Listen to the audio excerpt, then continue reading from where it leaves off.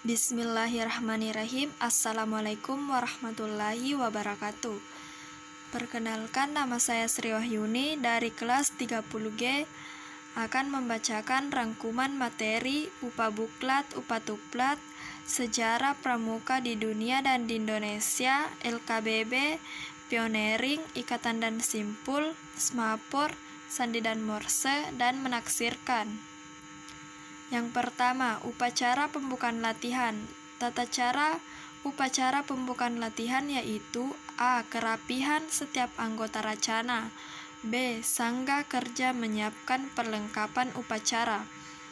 C. Pradana mengumpulkan anggota ambalan dalam bentuk barisan bersaf. D. Laporan pemimpin reka kepada pradana. E. Pada waktu pemimpin reka meninggalkan tempat, wakil pemimpin reka pindah ke tempat pemimpin reka. F. Para pemimpin reka sesudah laporan mengambil tempat di sebelah kanan barisan. G. Pradana menjemput pembina dan mengantarnya ke sebelah kanan para pemimpin reka. H. Pradana mengambil tempat di depan barisan sesuai dengan adat racana yang berlaku. I. Petugas bendera mengibar sang merah putih. Pradana memimpin penghormatannya. J. Pembacaan Dasadharma. K. Pembina penegak atau pembina upacara membaca Pancasila diikuti oleh anggota racana. I. Pengumuman dari pradana atau pembina. M. Pradana memimpin doa sesuai dengan agama dan kepercayaan masing-masing. N. Barisan dibubarkan oleh pradana, dilanjutkan dengan latihan kepramukaan.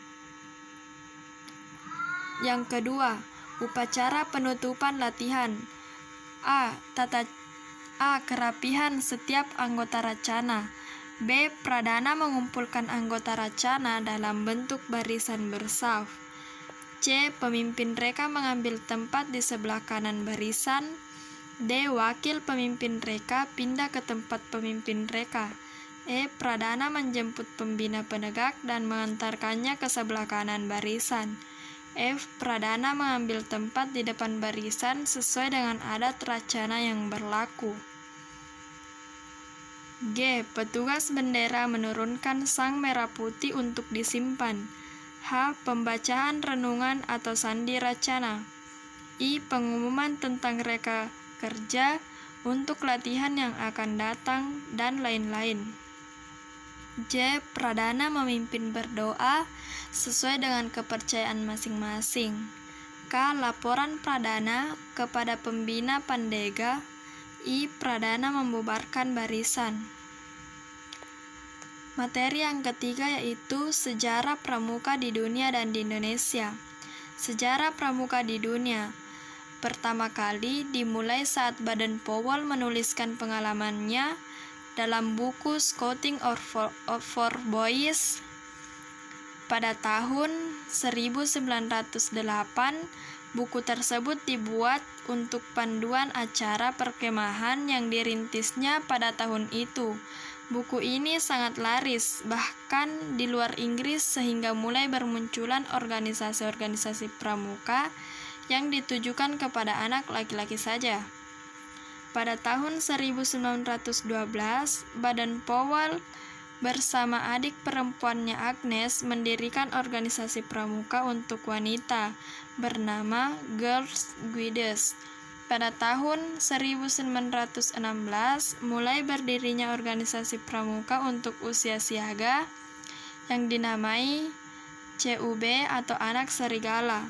Pada tahun 1918 kemudian berdiri organisasi Rover Scout yang ditujukan untuk kelompok remaja berusia 17 tahun. Sejarah pramuka di Indonesia dikenal dengan 3 masa pramuka, yaitu gerakan pramuka pada masa penjajahan Belanda, pada masa penjajahan Jepang, dan gerakan Indonesia setelah Indonesia merdeka. Pertama, gerakan pramuka pada masa penjajah Belanda di Indonesia bernama Nederland, Indische Panvirske Vereniging atau NIPV. atau dalam bahasa Indonesia dikenal Persatuan Pandu-Pandu Hindia Belanda. Setelah Sumpah Pemuda Kegiatan Pramuka semakin digemari sehingga terbentuknya Pandu Pemuda Sumatera pada tahun 1930 dan pada tahun 1931 berdirinya Persatuan Antar Pandu Indonesia. Kemudian tahun 1936 berubah nama menjadi Badan Pusat Persaudaraan Kepanduan Indonesia atau BPPKI. BPPKI melakukan kegiatan Perkindo atau Perkemahan Kepanduan Indonesia OMM. Perkemahan inilah yang menjadi cikal bakal pelaksanaan kegiatan Jambore hingga sekarang.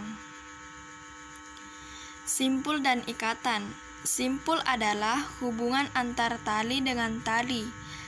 Ikatan adalah hubungan antar tali dengan benda lainnya, misalnya kayu, balok, bambu, dan sebagainya. Sedangkan tali merupakan benda yang digunakan dalam simpul maupun ikatan.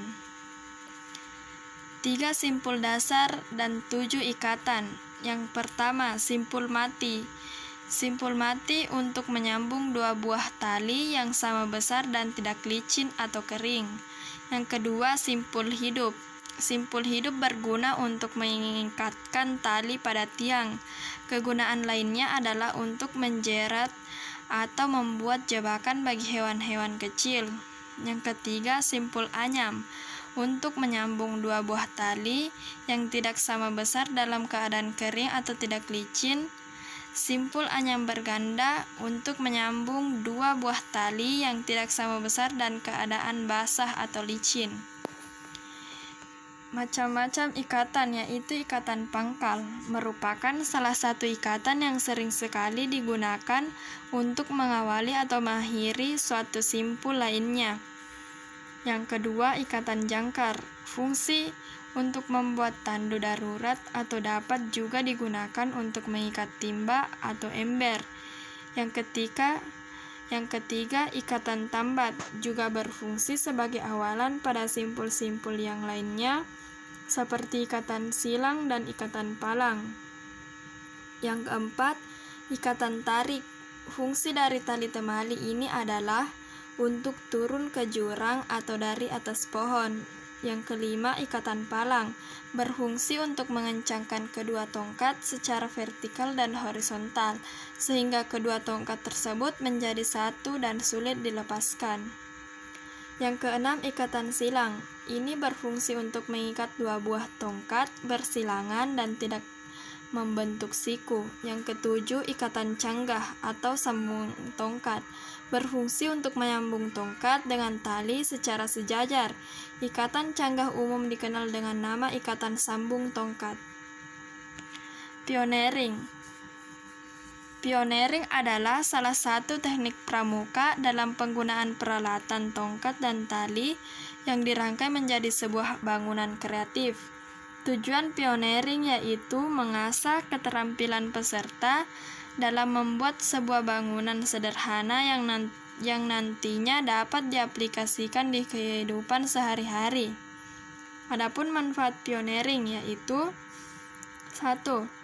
Untuk memupuk rasa kekompakan dan kerjasama yang baik antar kelompok. Yang kedua, dapat diterapkan pada saat-saat genting maupun P3K atau pertolongan pertama pada kecelakaan. Yang ketiga, memproyeksi pemikiran peserta dalam merancang suatu bangunan kreatif. Contoh pioneering ada 3, yaitu usungan atau tandu, 2 tiang bendera, 3 kerangka tenda. Berikut materi LKBB atau latihan keterampilan baris berbaris. LKBB atau latihan keterampilan baris berbaris adalah suatu wujud latihan fisik yang diperlukan guna menanamkan kebiasaan dalam tata cara kehidupan yang diarahkan kepada terbentuknya suatu perwatakan tertentu. Adapun jenis-jenis LKBB dibagi menjadi 2 macam, yaitu LKBB dengan menggunakan tongkat dan LKBB tanpa menggunakan tongkat. Fungsi LKBB yaitu fungsi latihan keterampilan baris berbaris guna menumbuhkan sikap disiplin, rasa tanggung jawab, dan rasa persatuan. Pada aba-aba adalah suatu perintah yang diberikan oleh seorang pemimpin kepada yang dipimpin untuk dilaksanakannya pada waktu secara serentak atau berturut-turut. Adapun macam-macam aba-aba ada 3 macam, yaitu aba-aba petunjuk, aba-aba peringatan, aba-aba pelaksanaan. Gerak dasar LKBB yaitu sikap sempurna, istirahat di tempat, lencang depan, lencang kanan dan kiri, hadap kanan dan hadap kiri, hormat, hitung, setengah lencang kanan atau kiri, jalan di tempat, balik kanan, langkah tegap, baris berbaris dengan tongkat. Tata cara baris berbaris dengan tongkat yaitu yang pertama, sikap sempurna. Saat melakukan sikap sempurna, tata cara menggunakan tongkat yang benar adalah: yang pertama, tongkat dipegang dengan menggunakan jari jempol dan telunjuk tangan kanan seperti memegang pensil waktu akan menulis. Yang kedua, tangan lurus ke bawah. Yang ketiga, berdiri tegak lurus di atas tanah tepat di samping kanan sepatu sebelah kanan, menghadap lurus ke depan. Sikap saat melakukan gerakan. Saat melaksanakan suatu gerakan dalam PBB, seperti akan hadap kanan, hadap kiri, balik kanan, tata cara menggunakan tongkat yang benar adalah: dari sikap sempurna, tongkat digenggam dan diangkat lurus ke atas dengan posisi tangan setinggi ikat pinggang. Yang kedua, melaksanakan gerakan PBB sebagaimana diperintahkan, seperti hadap kanan atau hadap kiri. Sikap saat memberikan salam biasa. Salam biasa adalah salam pramuka atau penghormatan yang diberikan kepada sesama pramuka maupun kakak pembina, baik di luar upacara maupun saat upacara. Saat memberikan salam biasa menggunakan tongkat yang benar adalah: dari sikap sempurna, tongkat digenggam dan diangkat lurus ke atas dengan posisi tangan setinggi ikat pinggang. Yang kedua, tangan kiri dibuka, diletakkan rata di depan dada dengan telapak tangan menghadap ke bawah, dan ujung ibu jari tangan kiri menyentuh tongkat. Yang ketiga, pandangan mata lurus melihat ke arah yang diberi salam. Sikap saat memberi salam hormat atau janji. Saat memberikan salam hormat dan janji, penggunaan tongkat yang benar adalah: tongkat pindah digenggam dengan tangan kiri atau ibu jari dengan keempat jari lainnya, dengan posisi tongkat miring bagian bawah di sisi kanan tubuh, sedangkan bagian atas di sisi kiri tubuh di depan dada. Yang kedua, tangan kanan memberi salam hormat, yaitu diangkat pada pelipis dengan posisi telapak tangan miring terbuka, punggung tangan di bagian atas, dan kelima jari rapat. Sikap istirahat di tempat. Yang pertama, kaki kiri membuka satu langkah ke kiri. Yang kedua, tangan kanan memegang tongkat setinggi pinggang. Yang ketiga, tongkat diserongkan ke arah kanan agar depan dengan ujung atas menjauh tubuh dan ujung bawah di samping kiri sepatu kiri. Yang keempat, tangan kiri bebas atas diletakkan di belakang pinggang.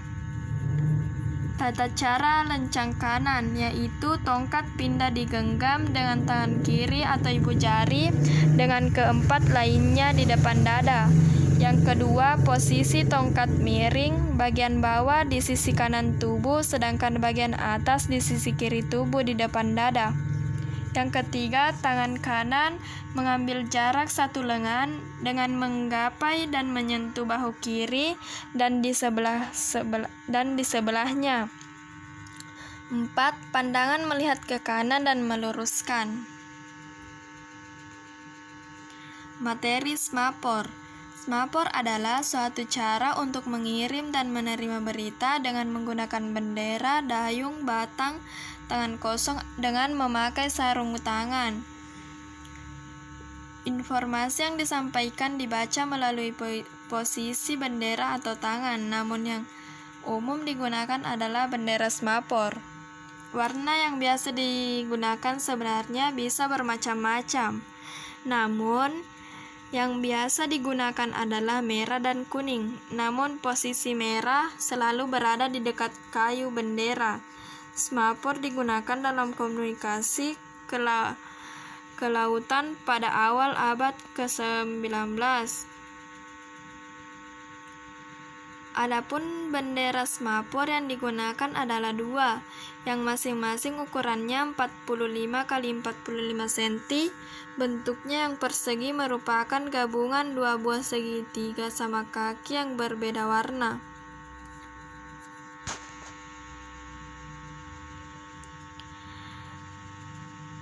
Tata cara pengiriman semapor yaitu: yang pertama, pilihlah tempat dengan background yang kontras dengan warna bendera yang kita gunakan. Yang kedua, jangan ke arah sinar matahari yang menyilaukan penerima atau pengirim. Yang ketiga, cara memegang tongkat bendera. Masing-masing tangan memegang satu bendera, jari telunjuk lurus ke tongkat dan tidak ikut menggenggam tongkat. Yang keempat, selama mengirim tangan dan lengan harus dalam keadaan tetap lurus dengan tongkat bendera. Kirimkan isyarat dengan yakin dan jangan ada rasa ragu-ragu. Dihindarkan gerakan yang tidak diperlukan dan membingungkan. Usaha bendera tidak dalam keadaan terlipat pada tongkatnya. Pengiriman pesan dilakukan huruf per huruf dan tidak perlu kembali ke sikap atau posisi sempurna. Setelah satu kata terkirim baru ditiup dengan sikap sempurna. Sandi dan Morse. Kata sandi berasal dari bahasa Sanskerta yang artinya rahasia. Karena itu, maka tulisan rahasia disebut sandi atau tulisan-tulisan yang dirahasiakan. Huruf atau kata sandi sulit dimengerti kecuali kita mengetahui kunci atau cara memecahkannya. Manfaat sandi yaitu komunikasi antar regu, dapat meningkatkan daya ingat, meningkatkan kecerdasan, sarana belajar anggota pramuka untuk menyelesaikan masalah, sebagai sarana permainan dalam kepramukaan. Macam-macam sandi yaitu sandi koordinat, sandi AND, sandi rumput, sandi kotak 1, sandi kotak 2, sandi kotak 3, sandi jam, sandi angka atau nomor, sandi Morse. Morse, pengertian sandi Morse. Apa yang dimaksud dengan kode Morse atau sandi Morse? Yakni merupakan suatu kode yang menerapkan sebuah sistem representasi huruf dan angka serta tanda baca sinyal dengan menggunakan simbol titik dan garis yang disusun sebagai karakter tertentu. Pada umumnya, sandi Morse kerap dipakai sebagai sarana alat komunikasi di mana komunikator dan komunikannya berada di tempat yang berbeda. Pada bunyi pendek dapat disimbolkan dengan tanda titik, sedangkan pada bunyi panjang dapat disimbolkan dengan garis. Adapun manfaat sandi dan Morse yaitu sarana komunikasi, memberikan pesan rahasia, digunakan dalam telegraf, digunakan dalam kegiatan pramuka. Metode dan cara penggunaannya yaitu menggunakan suara dengan peluit, menggunakan gerak, menggunakan cermin, menggunakan tulisan, menggunakan rumput atau tumpukan batu. Menaksir. Menaksir adalah memperkirakan atau mengira-ngira tinggi suatu pohon, lebar sebuah sungai, arus sungai, jarak perjalanan, keadaan cuaca, dan mengukur berat suatu benda. Menaksir terbagi menjadi beberapa macam, yaitu menaksir diri sendiri, menaksir jarak atau perjalanan, menaksir cuaca, menaksir lebar, menaksir tinggi, dan menaksir deras arus. Yang paling umum digunakan dalam pramuka menaksir lebar dan tinggi.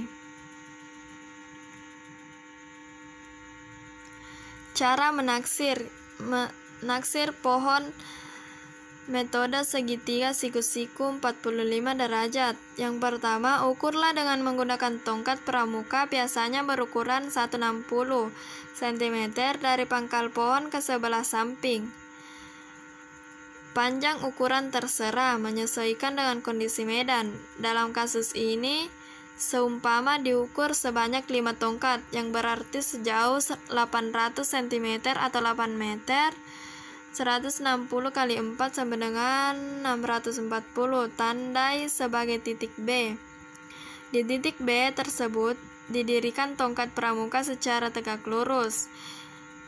Intailah dari seberapa titik C ke puncak pohon yang ditaksir tingginya di titik D, melalui ujung atas tongkat titik E, sehingga antara titik A, E, dan D membentuk garis lurus. Agar tercipta garis lurus, rubah atau geser maju dan mundur titik pengintaian titik A. Jika telah dibentuk garis lurus antara titik A, E, dan D, ukurlah jarak antara titik B dan A. Dapat diukur dengan persamaan CD sama dengan BE kali AB tambah BC dibagi AB. Menaksir lebar sungai. Caranya yaitu tentukan titik di seberang sungai yang mudah diingat, semisal terdapat pohon, batu, bangunan, atau rumpun semak. Ini berguna saat nanti dilakukan pengintaian di langkah selanjutnya. Namun titik itu sebagai titik A. Tentukan titik B yang sejajar dengan titik A, tandai titik B dengan cara salah satu teman berdiri di atasnya atau dengan objek lain semisal tongkat yang ditancapkan. Tentukan titik C sambil mengukur jaraknya, biasanya langkah atau tongkat, dengan menyusuri tepi sungai. Jarak antara titik B dan C terserah. Ingat, antara titik A, B, dan C harus membentuk segitiga siku-siku dengan siku-siku berada di titik B. Tandai titik C. Sebagaimana cara menandai titik B.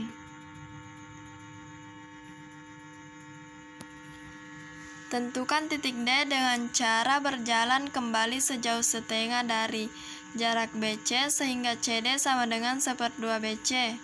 Seumpama jarak BC adalah 8 meter, maka jarak CD sejauh 4 meter. Ingat, antara titik B, C, dan D harus merupakan garis lurus. Tentukan titik E dengan cara berjalan ke arah kiri sehingga titik C, D, dan E terbentuk sehingga siku-siku dengan sudut siku-siku di titik D. Saat berjalan menuju titik E, intai atau bidik titik A melewati titik C, sehingga antara titik E, C, dan A terbentuk garis lurus. Jika telah terbentuk garis lurus, berhentilah dan tandai sebagai titik E. Ukur jarak antara titik D dan E. Untuk menghitung taksiran lebar sungai, tinggal mengalihkan 2 jarak DE. Itulah tadi rangkuman materi PKPD 1. Semoga bermanfaat. Wassalamualaikum warahmatullahi wabarakatuh.